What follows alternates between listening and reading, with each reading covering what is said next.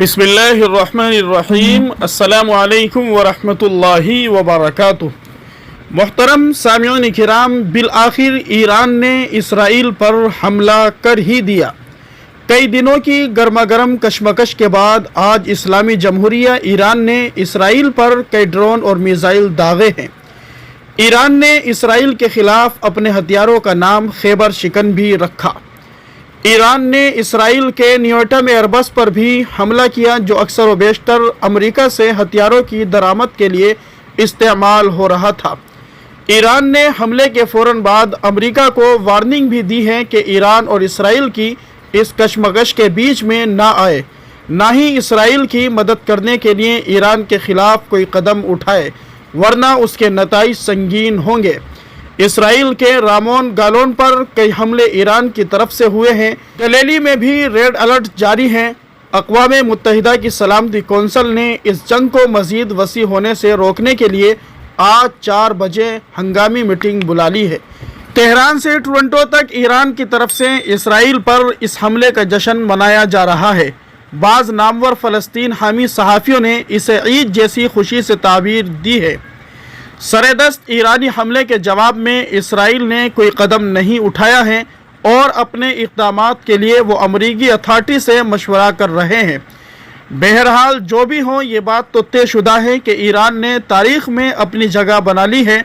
नाम निहाद सुन्नी मुस्लिम ममालिक जो नहीं कर सके, वो ईरान ने जिस भी दर्जे में सही कर दिखाया है। ईरान ने अपने कौंसल खाने पर इसराइली हमले के जवाब में ये हमला करके इसराइल को रास्त चैलेंज करने और उसकी सरहदों में घुसकर हमला करने की जुर्रत दिखाई है। इसराइल पर इस रास्त हमले के सबब ईरान के लिए मकबूलियत में इजाफा नज़र आ रहा है। अगर ये जंग दराज हुई और ईरान साबित कदम रहा तो इस्लामी दुनिया में ईरान का कद सुन्नी मुस्लिम ममालिक से कई गुना बढ़ जाएगा। ईरान का टारगेट भी आलम इस्लाम में अपने लिए कायदाना जगह बनाने का है, और यही तारीख़ और कुदरत का उसूल भी है कि मकबूलियत उसी को मिलती है जो मैदान में किसी भी तौर पर नज़र आता है। इसराइल और फ़लस्तीन के दरमियान जारी इस जंग में ईरान शुरू से ही जंगी इमदाद पहुँचाने के तनाजुर में मौजू बहस बना रहा है, और अब इसराइल पर रास्त हमला करके उसने इसराइल फ़लस्तीन जंग के दौरान अपने लिए एक बावकार जगह बना ली है। खुद फ़लस्तीनी उसका एतराफ़ कर रहे हैं।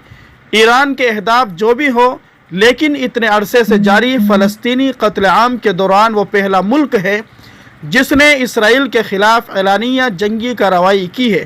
खा अपने कौंसल खाने पर हमले का बहाना बनाकर ही सही, लेकिन आलम इस्लाम इसे कदर की निगाह से देख रहा है।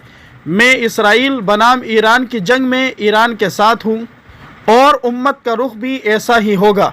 तारीख़ भी ऐसे ही रकम होगी, और अगर ईरान ने इस्तिकामत दिखाई तो वक्ती तारीफ़ और सताइश के अलावा आइंदा उसके लिए मज़ीद रोशन और तारीख़ी उरूज होगा।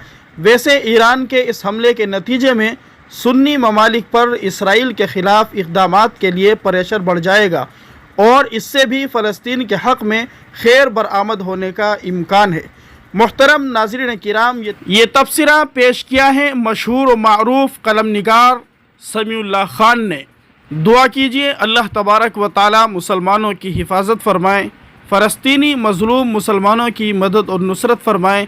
अल्लाह तबारक व ताला ज़ालिमों के जुल्म से पूरी दुनिया को अमन चैन सुकून नसीब फ़रमाए।